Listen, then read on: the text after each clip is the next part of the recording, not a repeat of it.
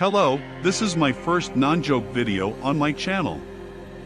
I wanted to make a short and simple video just talking about what I think about the fairly recent mobile game Mighty Doom, which I downloaded on my phone some months ago and genuinely liked the game. However, I didn't want to give a simple text with a gameplay video on the background, so since I also wanted to spend my weekend with something new, I decided to make it more detailed. So, with these stuff explained, let's go straight to the video.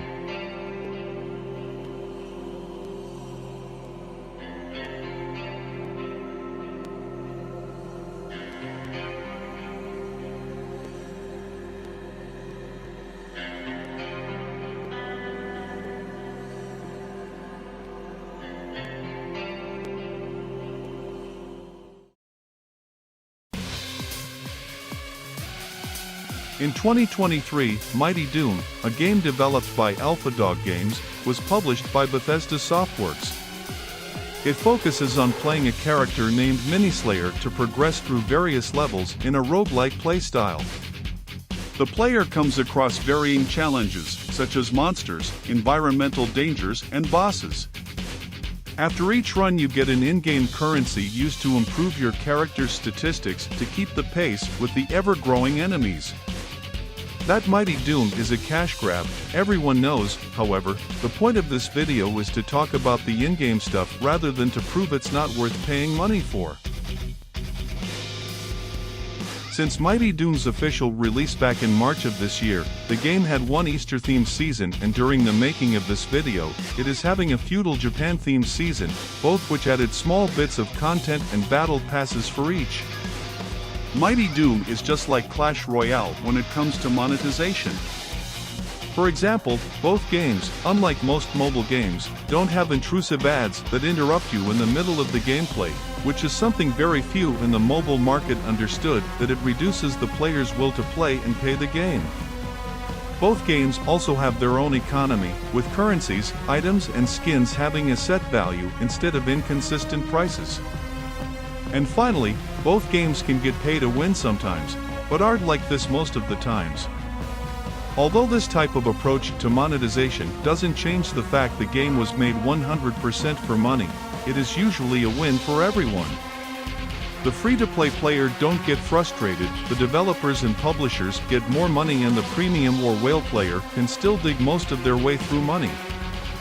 If you are wondering, the only free-to-play game I have spent real-life money on it was Brawlhalla, which is a PC game I got on Steam.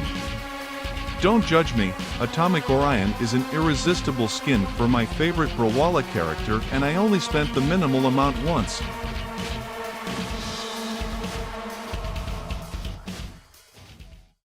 Now that we've finished talking about the monetization schemes, we can talk about the actual gameplay.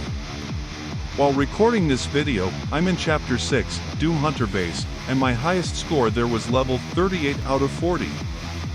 Necroball is currently my favorite chapter of all 6 I have played, because it's done so well in my opinion. It was a grindy chapter, but it was done right. The wave system is simply astounding, the layouts are simple yet fitting, the bosses are great, except Hellraiser as a boss being boring and predictable. Necroball is, in my opinion, great game design, as it was a very hard and grindy chapter done in a fun and impressive way, simply by changing the way levels work specifically for that stage only. Although fun is a very subjective and abstract concept, it is possible to know what makes the average person have fun, and games are classified with tags like casual or competitive to make players that feel more fun within specific game type know that they have a high chance of getting a product they like, which makes them buy the game.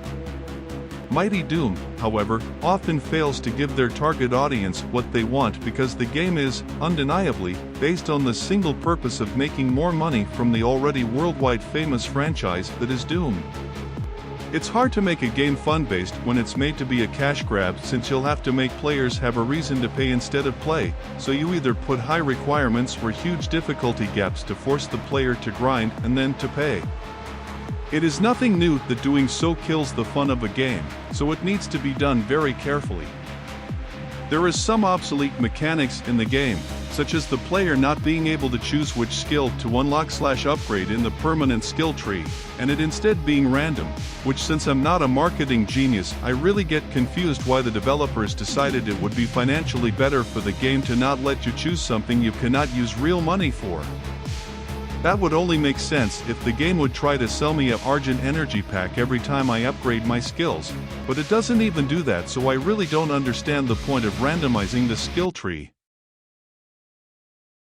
I really like the intense, constant rhythm most fights and boss fights have. Hellraiser fight might be quite predictable, but the way the boss attacks and animations are timed make it more enjoyable.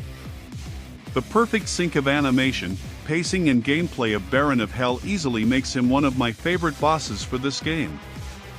However, a lot of the filler bosses, such as Pinky, Lost Soul, and Imp, tend to not have any of these qualities. Either they throw everything on you at once and you end up being unfairly thrashed, or they don't do anything at all and die very early. This also mostly happens due to the fact this game was designed to have these problems intentionally. The game do try to make enemies as unique as possible, but reusing enemies with different color palettes and stats is not something non-existent in this game. For example, Blue Blaster Soldier is the same as Green Blaster Soldier, except the gun shoots 3 small fragments instead of 1 medium-sized bullet. Season 1's challenge final boss was Zombunny, which is the zombie boss, but with different coloring, and it replaced the toxic zombies with the Zumbunnies, making the fight really easy. However, it looks like the developers are aware of that and won't introduce cheap enemy recoloring anymore, as seen with the current event challenge, Samurai Siege. It is way more fun and interactive than the last event challenge, and also it has a unique boss called Pain Elemental, which has around 4 different attacks that combo each other in a good way. Now we've reached the end of the video.